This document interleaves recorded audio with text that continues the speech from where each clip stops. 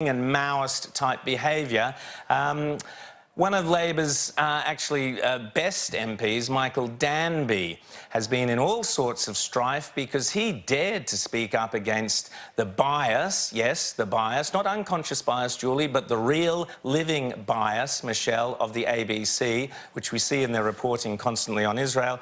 Michael Danby spoke out against that, ran an ad in the Jewish News, and all hell broke loose. And now, Ross, tell us how they're going to get rid of him. They're going to try and get rid of him. Well, I have to tell you, brother, that I had a bit of a chill go up my spine when I watched the actual execution of this hit job on Michael Danby, who we've had here on Sky just before the show.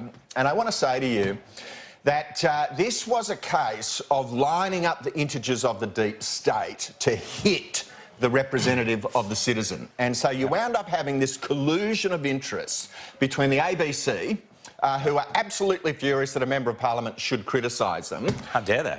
And especially using taxpayer funds. Well, let's admit, every program on Palestine on the ABC is a taxpayer-funded advertisement. That's all Palestine. It is. So somebody uses $1 billion a year. The ABC. So then what you do is you line up the integers. You get Bill Shorten, who says, OK, this is our opportunity to rub out Danby. Then you go to Adam Gartrell and say, Adam, mate, put on your steel cap boots and polish up your brass and turn up in the morning because we're sending you out on a hit job against Danby.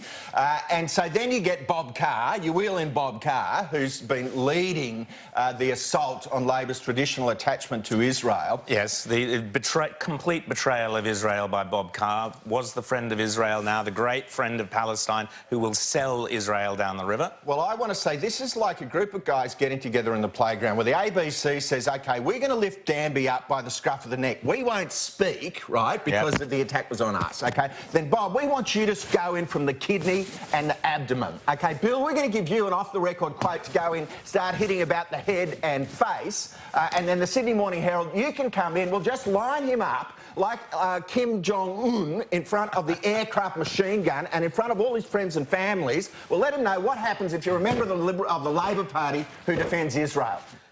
Well, let's have a listen to Michael Danby earlier on Sky this morning.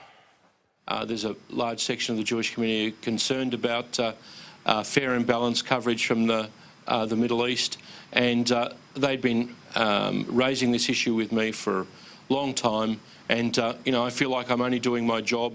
I don't think it's fair to say that politicians all around Australia can go hard on all these other issues, but only Danby shouldn't speak on this issue to represent part of his constituency.